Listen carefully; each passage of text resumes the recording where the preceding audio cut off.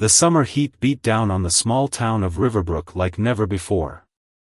At just 16 years old, Raj had already learned that summer vacation wasn't all fun and games. With his mom working double shifts at the local hospital and his dad away on a construction job in the next state, Raj had taken it upon himself to help around the house as much as possible. That particular Tuesday started like any other. Raj woke up early, made breakfast for his younger sister Priya, and then headed out to the convenience store where he worked part-time stocking shelves. The owner, Mr. Kumar, was a family friend who had given Raj the job when he learned about his father's temporary relocation. The pay wasn't much, but it helped with groceries and kept some pressure off his mom. "Hey, Raj. Could you help unload the delivery truck?" Mr. Kumar called out as Raj walked through the door. The morning flew by in a flurry of boxes, inventory lists, and the occasional customer asking for directions to the bathroom. By noon, Raj's t-shirt was sticking to his back with sweat, and his stomach was growling. "Take your lunch break now," Mr. Kumar said, noticing Raj's tired expression. "You've been working hard today." Raj nodded gratefully and stepped outside, sitting on the bench under the store's faded awning. He unwrapped the sandwich he had made that morning and took a big bite, watching the townspeople go about their day. Riverbrook wasn't a fancy place by any means, but it was home. Everyone knew everyone, or at least they thought they did. That's when he first noticed her, an elderly woman struggling with two heavy grocery bags at the bus stop across the street. She must have been in her 80s, with snow-white hair pulled back in a neat bun. Her face showed deep lines of a life well lived, but her eyes still held a spark of determination as she tried to adjust her grip on the plastic bags that were clearly cutting into her thin fingers. People walked past her, some glancing her way but continuing on with their busy lives. A couple of teenagers on skateboards zoomed by, nearly knocking into her. The old woman stumbled slightly but regained her balance. Without thinking twice, Raj wrapped up the remainder of his sandwich, shoved it into his pocket, and jogged across the street. "Excuse me, ma'am," he said, approaching her with a smile. "Would you like some help with those bags?" The woman looked up at him, her eyes narrowing slightly as if assessing his intentions.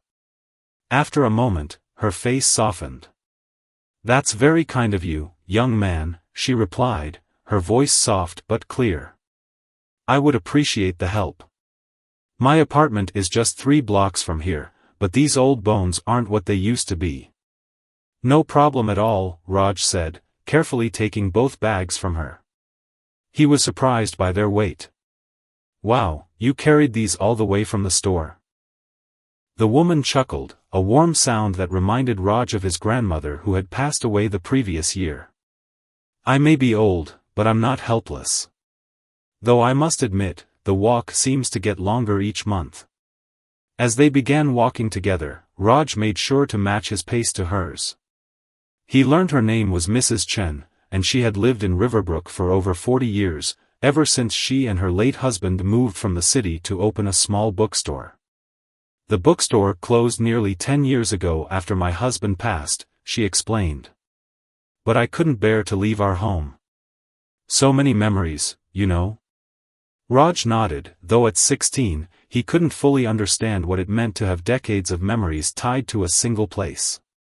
But he thought about how he'd feel if his family had to leave their small house, with the height marks on the kitchen doorframe and the slightly crooked front step that his dad always promised to fix but never did. "Do you have family nearby?" he asked as they turned onto a quieter street lined with old apartment buildings. A shadow passed over Mrs. Chen's face. "No, not anymore. My son lives overseas with his family. Japan. He visits once a year or so."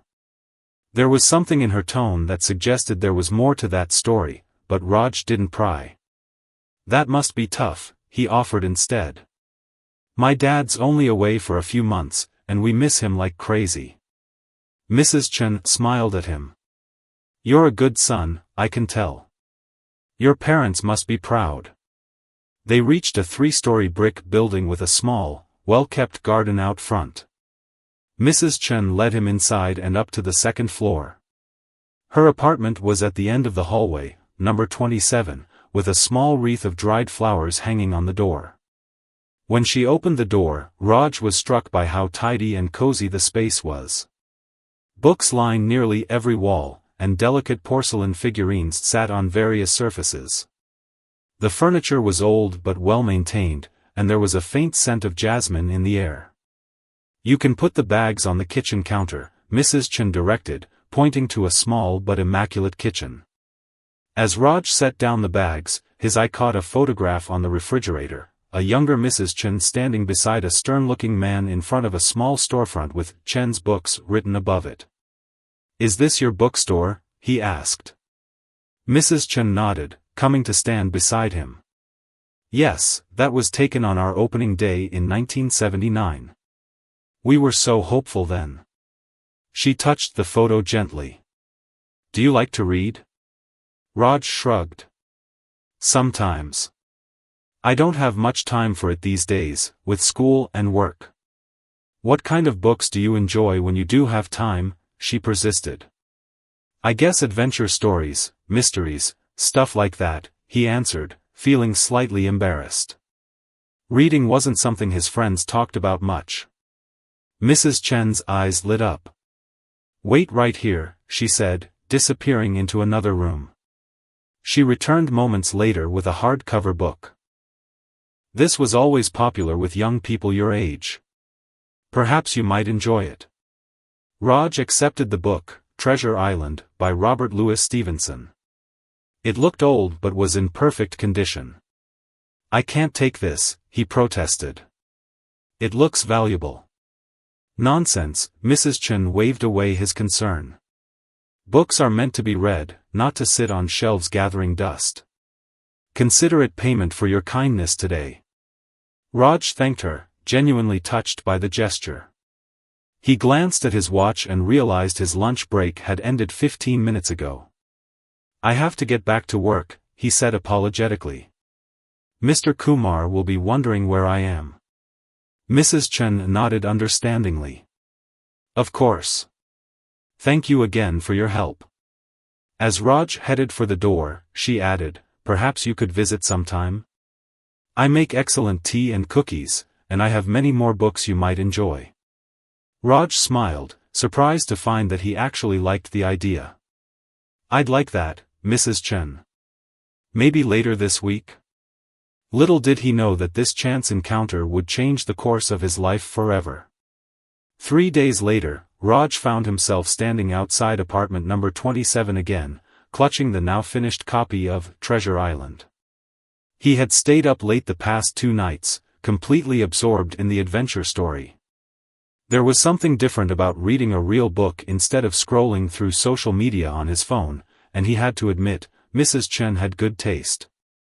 He knocked gently on the door, wondering if this was a strange thing to do, visiting an elderly woman he barely knew.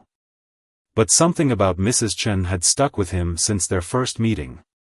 Perhaps it was the quiet dignity she carried, or maybe it reminded him of the time he never got to spend with his own grandmother. The door opened, and Mrs. Chen's face brightened when she saw him. "You came," she exclaimed, stepping aside to let him in. "And you've finished the book already, I see. Come in, come in." The apartment smelled of freshly baked cookies, and Raja's stomach rumbled in response. Mrs. Chen noticed and chuckled. "Perfect timing. I just took a batch out of the oven." She gestured toward her small dining table, already set with 2 teacups, a teapot, and a plate waiting for the cookies. "Sit down, please." Raj settled into one of the chairs, feeling slightly awkward but strangely comfortable at the same time. "Thank you for lending me the book, Mrs. Chen. It was really good." "Call me Lee," she insisted, carefully transferring cookies onto a serving plate. "Mrs. Chen makes me feel ancient, though I suppose I am." She set the cookies on the table and lowered herself into the chair across from him. "So, you enjoyed the story?" "I did," Raj nodded enthusiastically. "I've never read anything like it before. The way they described the island and the treasure hunt, I could picture everything. Lee smiled, her eyes crinkling at the corners. That's the magic of a well-written book. It takes you places without you ever leaving your chair. She poured tea into both cups. Help yourself to the cookies. They're almond, my husband's favorite recipe. As Raj bit into a cookie, which was indeed delicious, Lee asked him questions about school, his family, and his dreams for the future. Unlike most adults who ask these questions out of obligation, she seemed genuinely interested in his answers. I'm not sure what I want to do yet, Raj admitted when she asked about his plans after high school. My parents want me to be a doctor or engineer, something stable with good money. But I don't know. And what interests you? Lee probed gently. Raj shrugged. I like working with my hands. Building things, fixing things. My dad taught me a lot about home repairs before he left for this job. I enjoy that, seeing something broken and making it work again. Lee nodded thoughtfully. That's a valuable skill. Not everything worth doing requires a university degree, you know. This was so different from what he usually heard from adults that Raj nearly choked on his cookie. Try telling that to my mom, he laughed after taking a sip of tea. Parents want security for their children, Lee said. It comes from love, even if it sometimes feels like pressure. She gazed at a photo on the wall, a family portrait from many years ago. My son wanted to be an artist. His father and I pushed him toward business school instead. He resented us for years because of it. There was pain in her voice that made Raj look up. Is that why he lives so far away now? Lee sighed. Partly. He has a successful career in finance now, but I often wonder if he's truly happy. If I could do it all again. She trailed off, then shook her head. Well, we can't change the past, can we? But you still have all your choices ahead of you. Their conversation flowed easily after that. Lee told stories about the bookstore she and her husband had run, about customers who had become friends over the years, about the changes she'd seen in Riverbrook across 4 decades. In return, Raj shared stories about school, his sister Priya's antics, and his part-time job. Before he knew it, 2 hours had passed. I should probably get going, Raj said reluctantly, noticing the time. I promised Mom I'd start dinner before she gets home from work. Of course, Lee said, standing slowly. But before you go. She disappeared into what Raj now knew was her library and returned with another book. Since you enjoyed Treasure Island, you might like this one as well. The book she handed him was The Count of Monte Cristo. It looked even longer than the last one. It's about justice, revenge, and redemption, Lee explained. A man who was wronged and finds his way back to claim what was taken from him, though perhaps not in the way he expected. Raj accepted the book with genuine gratitude. Thank you. I'll take good care of it. I know you will, Lee smiled. And perhaps next time you visit, you could help me with something? The kitchen faucet has been dripping for weeks, and my hands aren't steady enough to fix it anymore. I'd be happy to, Raj replied instantly. I can bring my dad's toolbox. He won't mind. As he was leaving, Lee called after him, same time next week? Raj nodded. I'll be here. The following week turned into a regular arrangement. Every Thursday after his shift at the convenience store, Raj would visit Lee. He fixed the leaky faucet on his second visit, then moved on to other small repairs around her apartment, a wobbly chair leg, a stuck window, a flickering light fixture. In return, Lee fed him homemade cookies and meals that reminded him of his grandmother's cooking, and always had a new book waiting for him. Lee never treated him like a kid. She asked his opinions on serious topics and actually listened to his answers. When he told her about the pressure he felt at school or his worries about his dad being away, she never dismissed his feelings or gave him empty reassurances. Instead, she shared stories from her own life, times when she had faced similar challenges. Everybody struggles, she told him one afternoon as they sat drinking tea after Raj had fixed her clogged sink drain. The trick is not to avoid the struggle but to find meaning in it. Summer began to wane, and Raj realized that his visits to Lee had become the highlight of his week. He had finished 5 of the books she'd lent him and had started to form his own opinions about literature, something he'd never imagined would interest him. More surprisingly, his other relationships seemed to be changing too. He found himself more patient with Priya, more appreciative of his mother's hard work, and more thoughtful in his conversations with friends. It was as if spending time with Lee was teaching him to slow down and see the world differently. What Raj didn't know was that Lee had begun to see him as much more than just a helpful neighborhood boy. For the first time in many years, she had found someone who brightened her lonely days, someone who reminded her of all the goodness that still existed in the world. As summer gave way to fall, a new rhythm established itself in Raj's life. School had started again, bringing with it the usual pressures of homework, tests, and social dynamics. His father had called to say his project was extended for another 3 months, which meant he wouldn't be home until after Christmas. His mother was working even longer hours at the hospital to make ends meet, leaving Raj with more responsibility at home. Despite his increasingly busy schedule, Raj never missed his Thursday visits with Lee. If anything, they became more important to him, an island of calm in his hectic week. One chilly October afternoon, Raj arrived at Lee's apartment to find her sorting through boxes of old books in her living room. "Spring cleaning," he joked, setting down his backpack. Lee looked up with a smile, though Raj noticed she seemed more tired than usual. "Something like that. My son called last night. He's planning a visit next month and suggested I declutter while he's here." She said the word with a slight grimace. "That sounds helpful?" Raj ventured, unsure of her reaction. Lee sighed, closing the box she had been working on. "Akira means well, but he's always been very efficient. He thinks I should sell this apartment and move into one of those retirement communities on the edge of town." Raj frowned. "But you love it here. All your memories are in this place." "Exactly," Lee nodded, her eyes warm with appreciation for his understanding. "But from his perspective, it makes sense. A practical solution for an aging mother who lives alone." There was a heaviness in her voice that bothered Raj.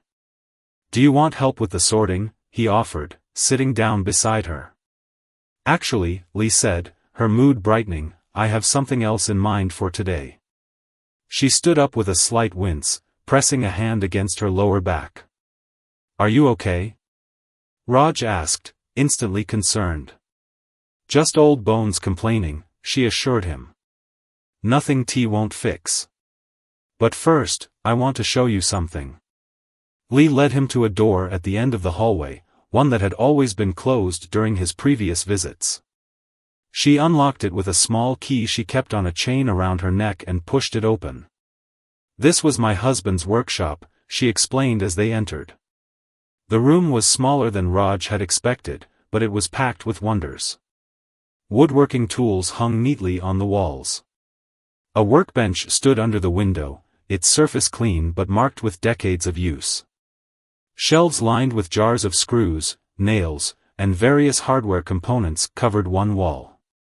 In the corner sat a beautiful wooden cabinet with intricate carvings along its edges. "Wow," Raj breathed, taking it all in. "Your husband made furniture?" Lee nodded, running her hand along the workbench with a fond expression. "It was his passion before we opened the bookstore. He never gave it up completely, just did it in his spare time. That cabinet was the last piece he completed before he passed." Raj approached the cabinet, admiring the craftsmanship. The wood had been polished to a warm glow, and the carvings depicted scenes from nature, birds in flight, trees bending in the wind, waves crashing against rocks. "It's beautiful," he said sincerely. He was working on a matching bookcase, Lee continued, pointing to a corner where several pieces of wood and a half-finished frame leaned against the wall. "He never got to finish it. Raj looked from the unfinished project to Lee's face and understood why she was showing him this. You want me to finish it? Lee's eyes crinkled. Is that too presumptuous of me? I've seen how good you are with your hands, and I thought perhaps. I'd be honored, Raj said without hesitation, though a flutter of nervousness passed through him. This was different from fixing a leaky faucet or a wobbly chair. This was continuing someone else's art. But I don't know if I have the skills for something this detailed.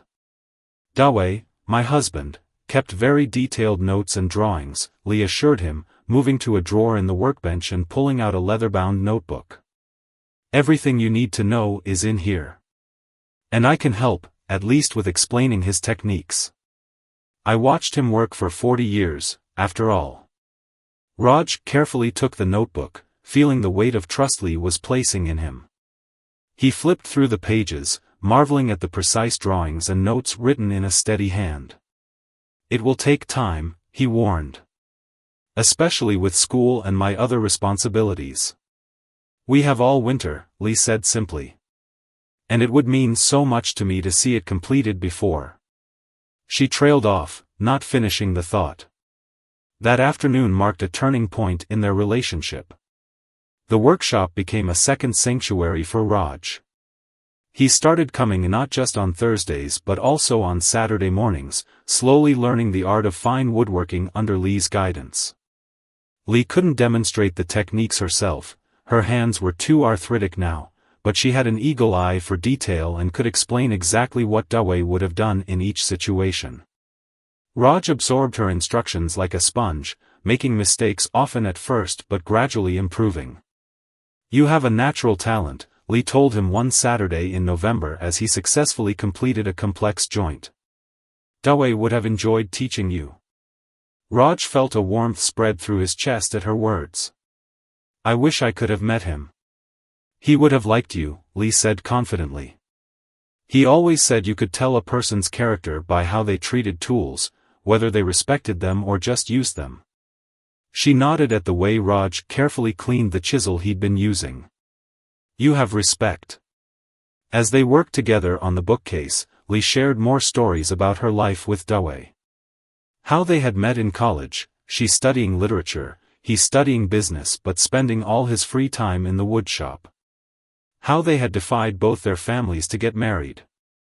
How they had struggled through the early years of their marriage before finally saving enough to open the bookstore. We had 20 good years with the store, she said one day as Raj sanded a newly cut piece of wood. Before the big chain bookstores came and the internet changed everything. Sales dropped year after year, but we held on as long as we could. It must have been hard to close it, Raj said. Lee nodded, her eyes distant with memory. The hardest part was watching Dawe's health decline at the same time. As if the store's failing and his failing were somehow connected. She blinked, returning to the present. But enough sad stories. Tell me about your college applications. Have you thought more about what we discussed? What we discussed was Raj's future. Over the past months, Lee had gently encouraged him to consider trade school or vocational training instead of the 4-year university path his parents expected. Not everyone needs to sit in lectures to find their calling, she had pointed out.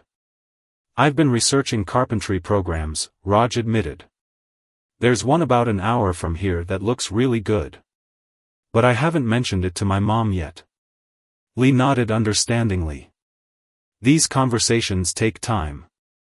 But remember what I told you about my own regrets with Akira. Sometimes the hardest conversations are the most important ones. By December, the bookcase was taking shape. Raj had completed the basic frame and was beginning to work on the decorative elements. His skills had improved tremendously, and he found himself looking forward to each session in the workshop with an excitement he rarely felt for anything else. What neither of them realized was that these peaceful days of mentorship and friendship were soon to be interrupted. Life, as it often does, was about to throw an unexpected challenge their way. The first sign that something was wrong came 2 days before Christmas.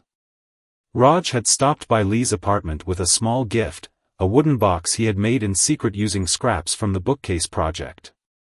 He had carved her initials on the lid and lined the inside with soft velvet he'd bought with his savings from the convenience store job.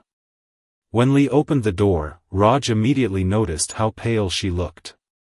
Dark circles shadowed her eyes, and she seemed unsteady on her feet. "Lee, are you okay?" he asked, concern washing over him. "Just a little under the weather," she assured him with a weak smile, ushering him in. "Nothing serious. Probably just a winter cold." But as she shuffled to her armchair, Raj noticed she was moving much more slowly than usual, one hand pressed against her side as if in pain. "Have you seen a doctor?" he asked, setting his gift aside and helping her into the chair. Lee waved dismissively. "Doctors always make such a fuss over nothing. I'll be fine in a day or two." Raj frowned, unconvinced. "At least let me make you some tea and soup. Have you eaten today?"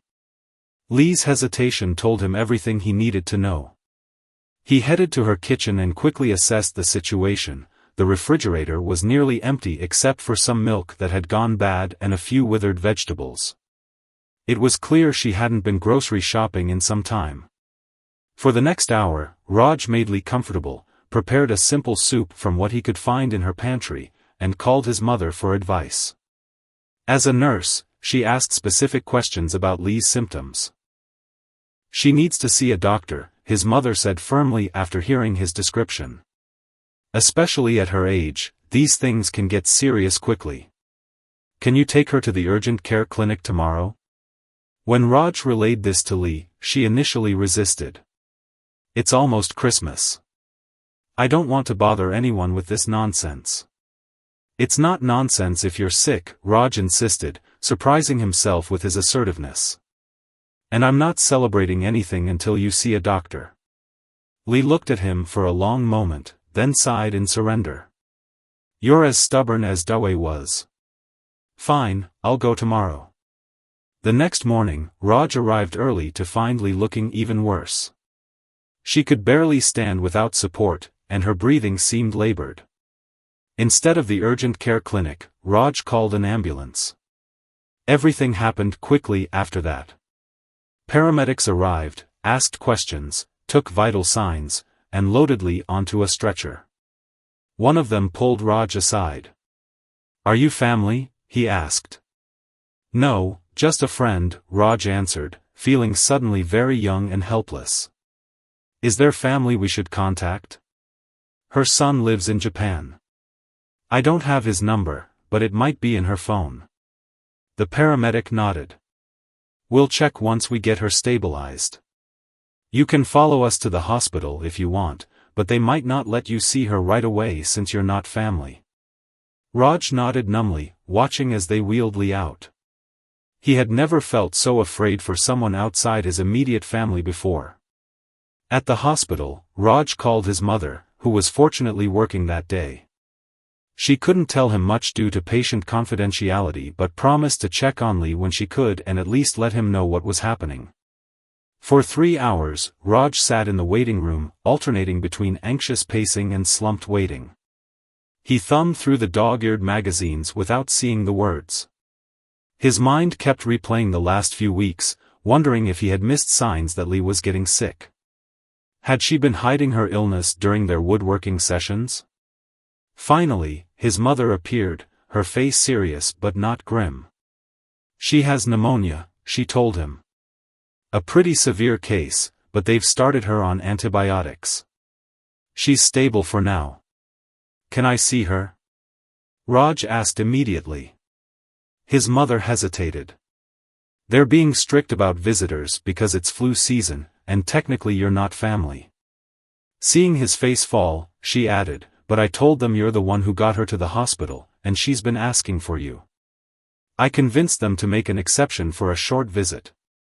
Lee looked tiny in the hospital bed, connected to various monitors and in 4-drip. Her white hair was spread across the pillow, making her seem even more fragile than usual. But her eyes brightened when she saw Raj. "There you are," she said, her voice hoarse but warm. "I'm sorry for all this trouble." Don't apologize, Raj said firmly, taking the chair beside her bed. Why didn't you tell me you were feeling so sick? Lee sighed. I didn't want to worry you. And I suppose I didn't want to admit to myself how poorly I was feeling. Getting old is a constant battle between independence and reality. Have they contacted your son? Raj asked. A shadow crossed Lee's face. Yes. Akira is trying to get a flight, but with the holiday rush, he won't be here until after Christmas. She paused, then added, he's not happy that I've been, as he put it, hiding the state of my health from him. Raj could understand Akira's frustration, but he also understood Lee's desire for independence. What matters is that you're getting treatment now, he said diplomatically. Lee gave him a knowing look. You're becoming quite the wise one, aren't you? She reached for his hand. Thank you for insisting I get help. The doctor said if you'd waited much longer. She didn't finish the sentence. For the next week, Raj visited the hospital every day. Sometimes he could only stay for a few minutes if the nurses were being strict, but other times he was allowed to sit with Lee for an hour or more, reading to her from one of the books she had lent him or simply keeping her company. On the third day, he brought his laptop to show her pictures of the progress he'd made on the bookcase. I've been working on it in the evenings, he explained. I thought it might cheer you up to see how it's coming along. Lee's eyes filled with tears as she swiped through the photos. It's going to be beautiful, she whispered. Dawei would be so proud. On Christmas Day, Raj brought a small potted poinsettia to brighten her room. His mother had helped him pick it out, and she had also arranged for a special exception to the visiting hours, allowing Raj to spend most of the afternoon with Lee. You should be with your family, Lee protested weakly when she saw him arrive. You are my family, Raj replied simply, surprising himself with the truth of those words. They spent a quiet Christmas together, eating the slightly improved hospital food and watching old holiday movies on the small TV in her room.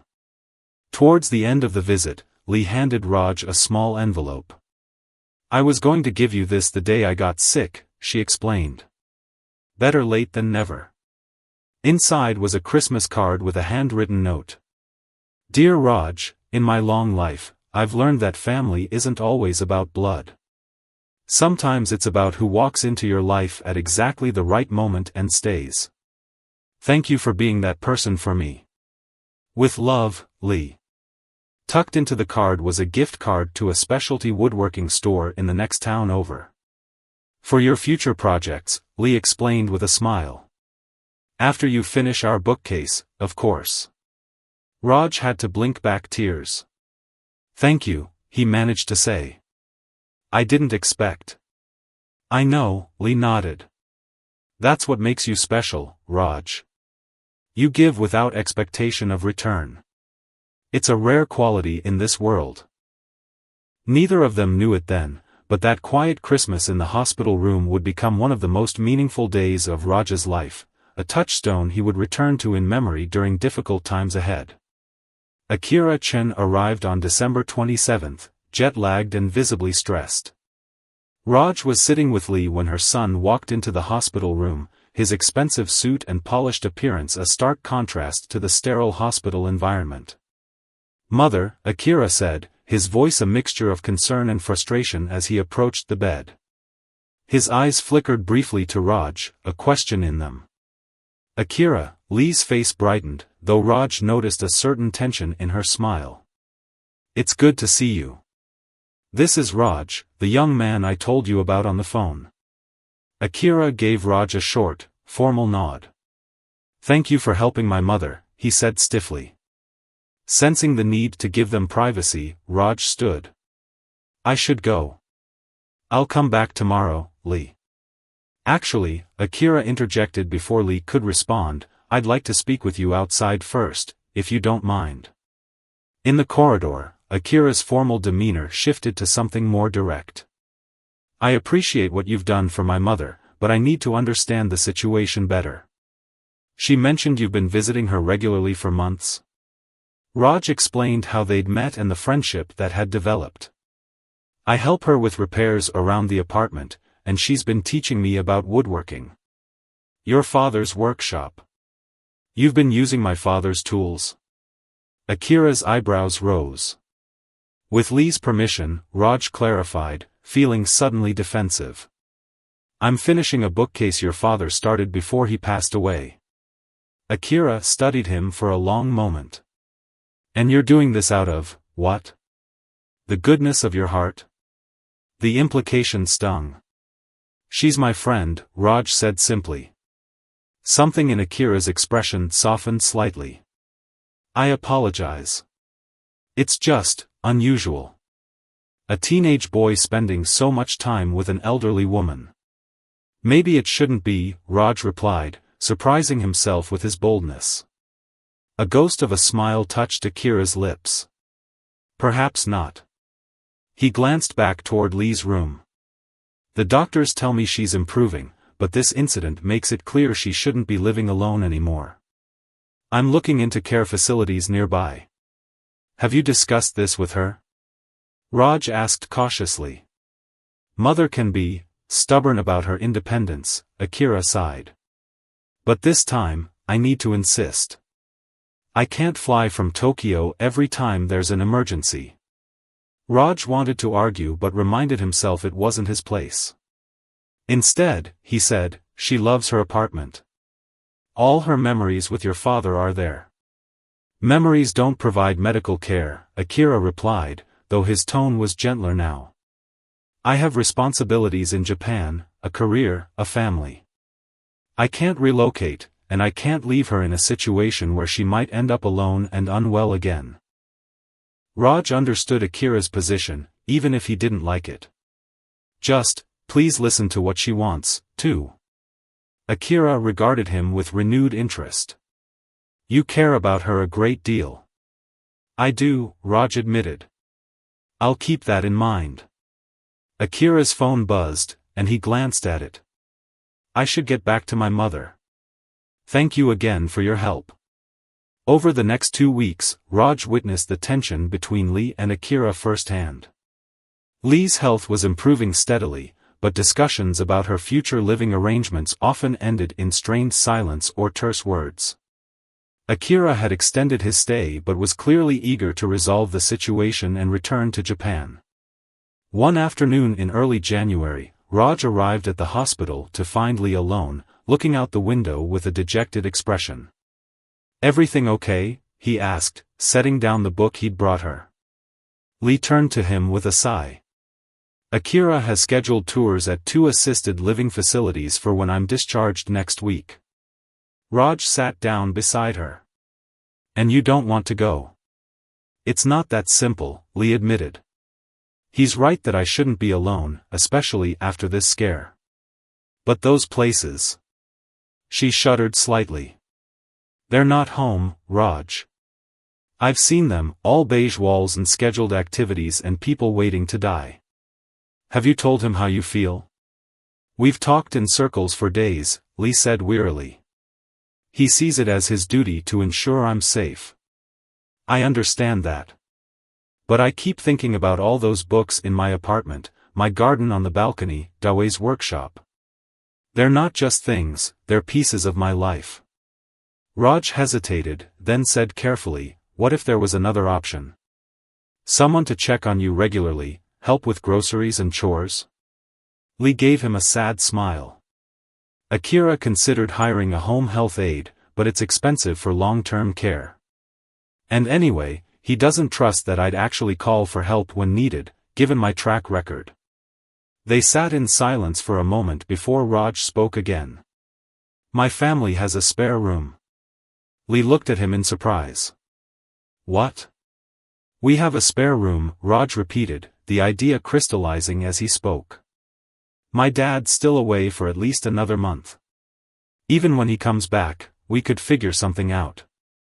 It's not fancy, but it's a real home with people who care about you. Raj, Lee's voice was gentle, that's incredibly kind, but I couldn't impose on your family like that. It's not an imposition if we want you there, Raj insisted. My mom already knows you from the hospital, and she thinks the world of you. Priya would love having another grandmother figure around. And I could still help you with anything you need. Your mother works long hours, Lee reminded him. And you have school, your job, your own responsibilities. Between all of us, there would always be someone around, Raj countered. It wouldn't be like living alone.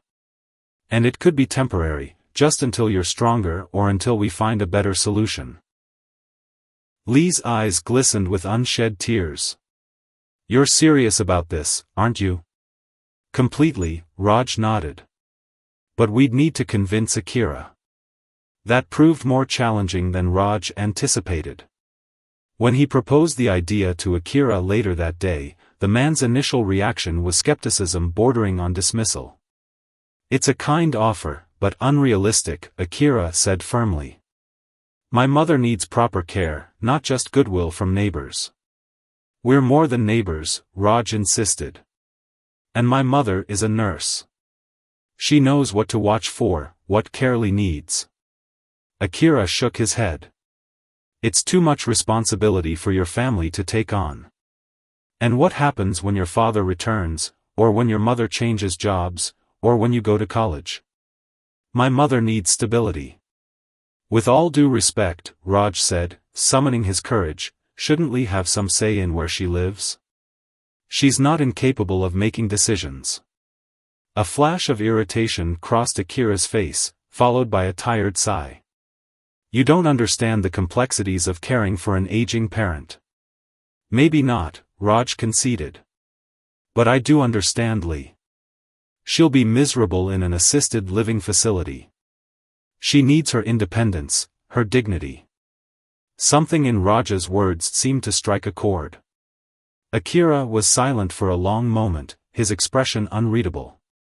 Let me speak with your mother directly, he finally said. If she's genuinely willing to take this on, knowing all it entails, then I'll consider it. The meeting between Akira and Raj's mother, Deepa, took place the following day in the hospital cafeteria. Raj wasn't invited, but he waited anxiously outside, his stomach in knots. When they emerged after an hour, both adults wore serious expressions. We've reached a compromise, Deepa told Raj. Come on, let's go tell Lee. As they walked to her room, Akira spoke quietly to Raj. Your mother is a remarkable woman. Very practical, very honest. She usually is, Raj agreed, wondering what compromise they had reached. When they entered Lee's room, her anxious eyes moved between them, searching for an answer. Well, she asked, her voice small. Deepa stepped forward and took Lee's hand. We'd like you to come stay with us, Lee. At least for now. The compromise that Deepa and Akira had reached was both practical and considerate. Lee would stay with Raj's family for 3 months while she recovered her strength. During that time, Akira would arrange to have her apartment professionally cleaned and modified with safety features, grab bars in the bathroom, a medical alert system, better lighting in the hallways.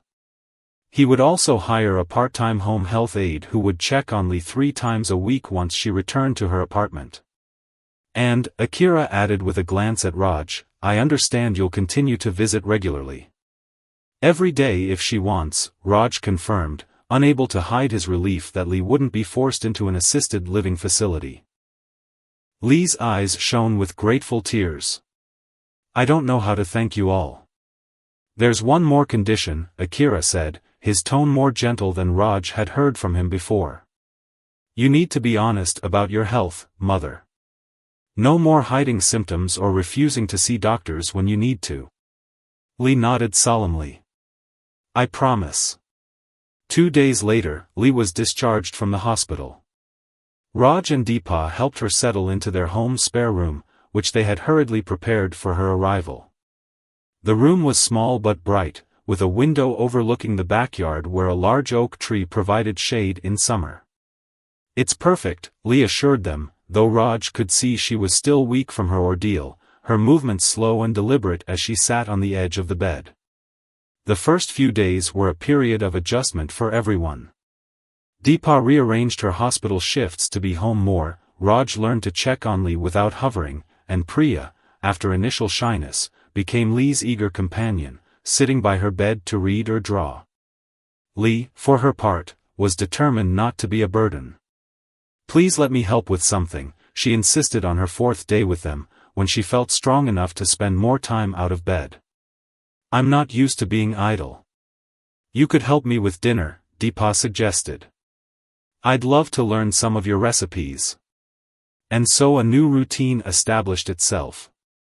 Lee would rest in the mornings, join the family for lunch, help with dinner preparations in the afternoon, and then spend the evening in the living room, often reading with Priya or discussing books with Raj.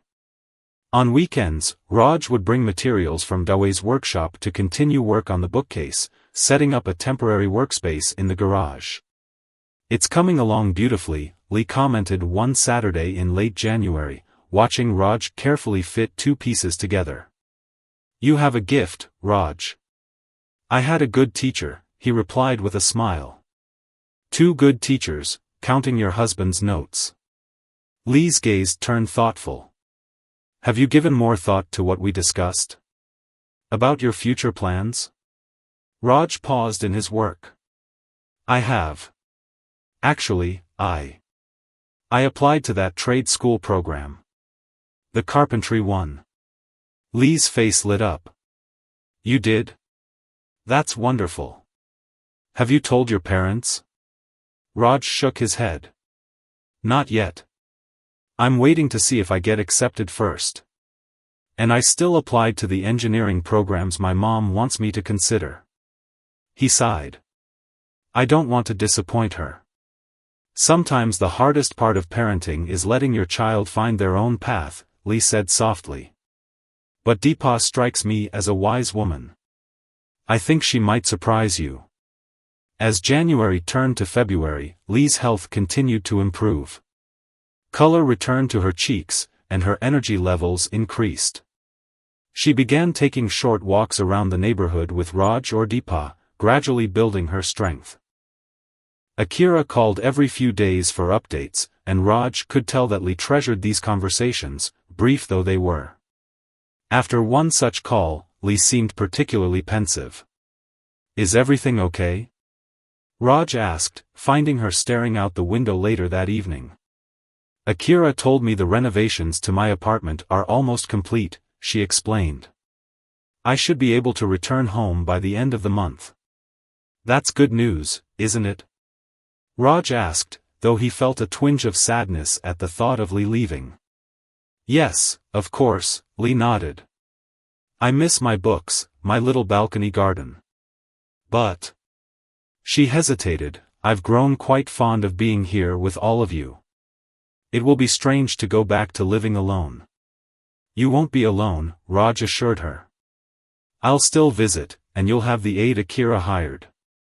Plus, we've gotten used to having you here. You're like family now." Lee smiled at that. "Thank you, Raj. That means more than you know." The following week brought unexpected news. Raj arrived home from school to find Lee sitting at the kitchen table with a large envelope in front of her, her expression a mixture of surprise and concern. "What's that?" he asked, setting down his backpack. "A letter from my bank," Lee replied. "Apparently, there's been some unusual activity on one of my accounts. A series of large withdrawals." Raj frowned. "That doesn't sound good. Could it be a mistake?" "I'm not sure," Lee said, showing him the statement. "I haven't made these withdrawals. Most of my banking is automatic these days, bills, deposits from investments. I rarely touch these accounts." The statement showed 4 withdrawals over the past 3 months, each for several $1,000s. The most recent had been just a week ago. "This looks like fraud," Raj said, alarmed. "We should call the bank right away." Lee nodded, her brow furrowed with worry. "What I don't understand is how anyone could access these accounts. The only other person with authorization is Akira, and he would have no reason to." She trailed off, but Raj caught the implication. You don't think Akira would take money without telling you, do you? No, of course not, Lee said quickly, though Raj noticed a flicker of uncertainty in her eyes. He has his own money. He's quite successful. Together, they called the bank and reported the suspicious activity. The representative asked several security questions, which Lee answered, and then promised to investigate and issue a temporary freeze on the account. They'll call back tomorrow after they review the transactions, Raj told Deepa when she returned from her shift. Lee's worried. Deepa frowned. And rightly so. Financial exploitation of the elderly is unfortunately common, even by family members. Not Akira, Lee said firmly, having overheard. He would never. Deepa patted her hand reassuringly. I'm sure there's an explanation. Try not to worry until we know more. But that night, Raj found himself unable to sleep, thinking about the withdrawals and Lee's momentary doubt about her son. He remembered Akira's initial suspicion of him and his reluctance to let Lee maintain her independence. Was there more to Akira's concern about his mother's living situation than just her health? The next morning, the bank called back with disturbing news. The withdrawals had indeed been authorized, with Lee's banking information and password. However, they had been made from a location in Tokyo. Tokyo? Lee repeated, her voice barely above a whisper. That's where Akira lives. The bank representative recommended filing a formal fraud report, but Lee hesitated. I need to speak with my son first, she told them. There might be an explanation. After the call ended, Lee sat silently at the kitchen table, her hands trembling slightly.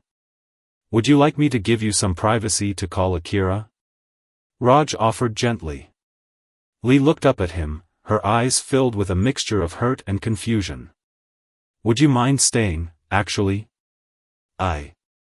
I don't want to be alone for this conversation. Raj nodded and sat beside her as she dialed Akira's number. Whatever was happening with Lee's finances, it was clear that their carefully constructed compromise about her future was about to face a serious test. The phone call with Akira lasted less than 10 minutes, but it changed everything. At first, he denied any knowledge of the withdrawals, his voice sharp with indignation. But when Lee calmly detailed the evidence, the Tokyo location, the timing that coincided with his visits to certain financial advisors, his tone shifted. It was for your own protection, Akira finally admitted, his voice now defensive.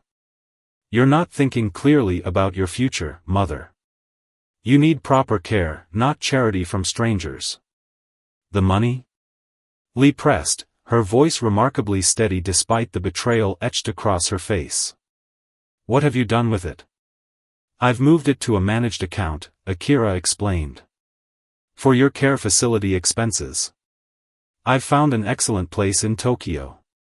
Once you're settled there, I can keep a proper eye on you. Tokyo? Lee's composure finally cracked. You expect me to leave my home, my country, everything I know? It's the sensible solution, Akira insisted. Your health scare proved you can't live alone, and this arrangement with Raja's family is just temporary charity. They have their own lives.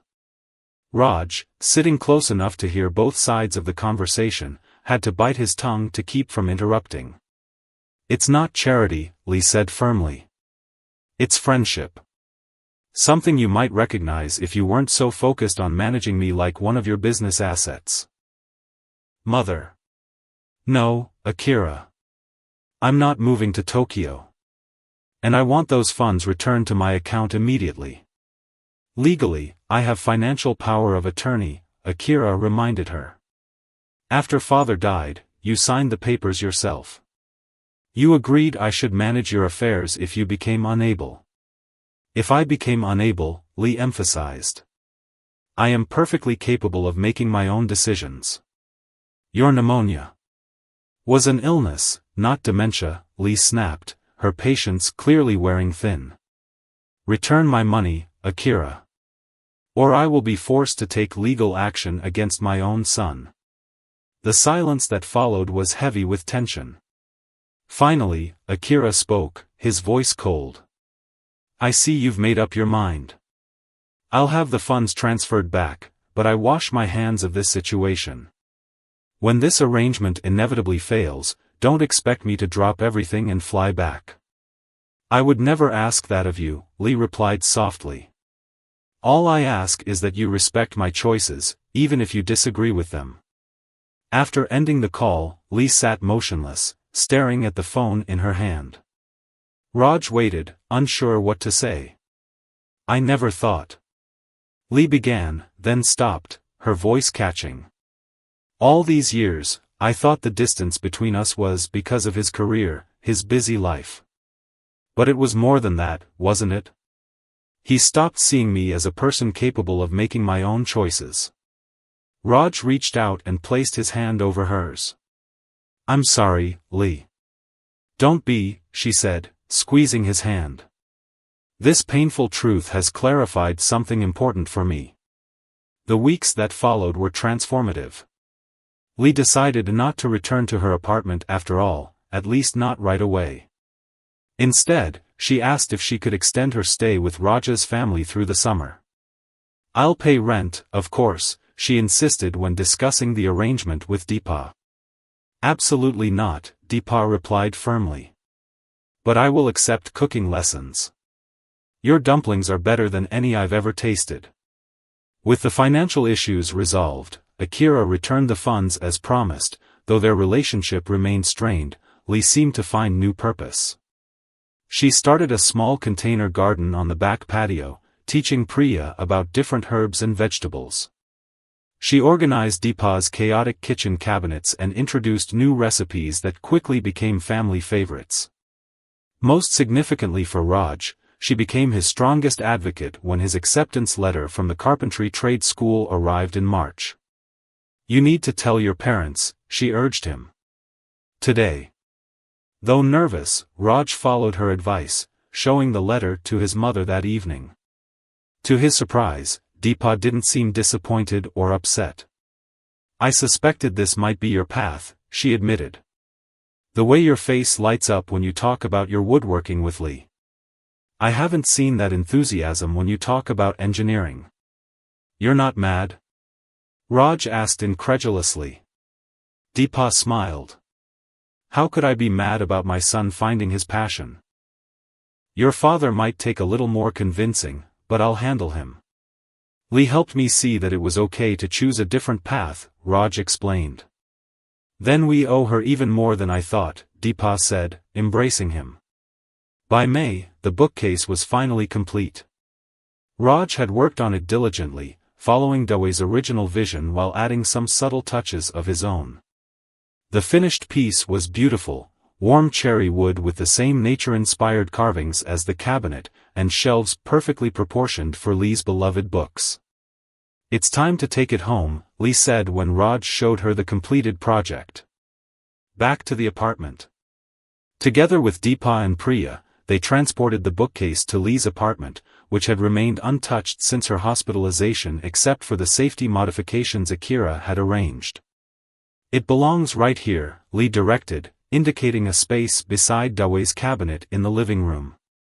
Once positioned, they all stood back to admire how perfectly the two pieces complemented each other, the old and the new, created by different hands but with the same spirit.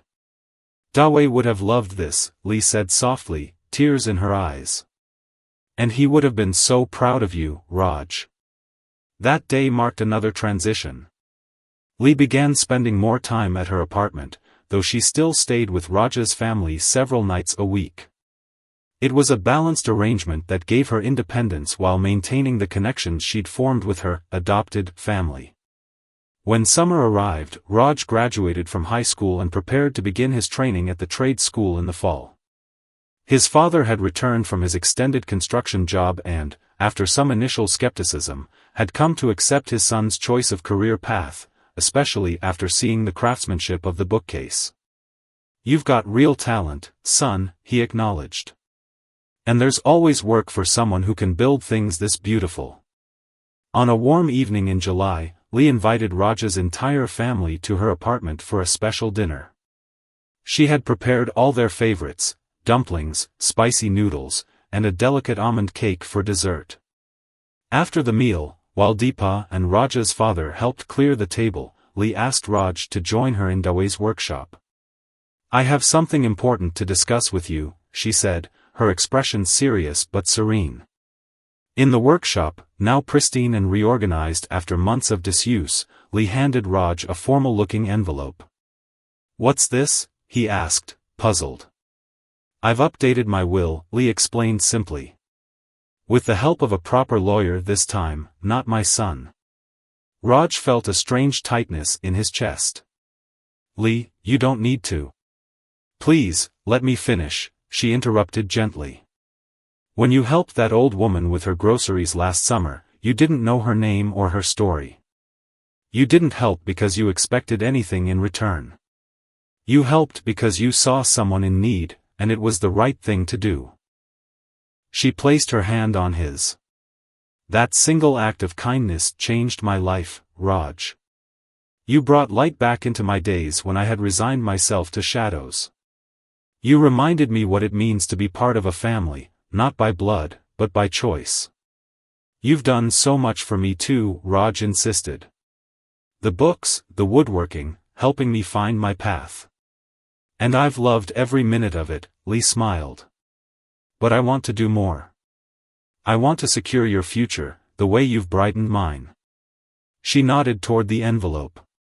"I'm not going anywhere anytime soon, but when I do, the apartment, Dawei's workshop with all his tools, and my savings will go to you. It's not a fortune by some standards, but it's enough to start your own business someday, if that's what you choose." Raj was speechless, overwhelmed by the magnitude of her gift. "You don't have to accept," Lee said, misinterpreting his silence. "I understand if it feels uncomfortable." "It's not that," Raj finally managed. "It's just, all I did was carry some groceries."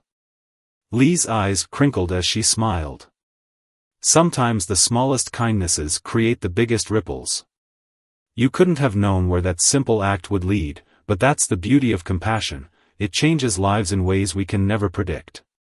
Later that evening, as Raj walked home with his family under a sky full of stars, he thought about how a chance encounter on a hot summer day had altered the course of his life. He had helped an old woman carry her groceries without any expectation of reward, and in return had gained a mentor, a friend, and eventually, a legacy he would strive to be worthy of. But the true fortune, he realized, had never been about money or property. The real treasure was the bond they had formed, a connection that had enriched both their lives immeasurably, proving that sometimes, the most valuable inheritance is the love we choose to give freely to others.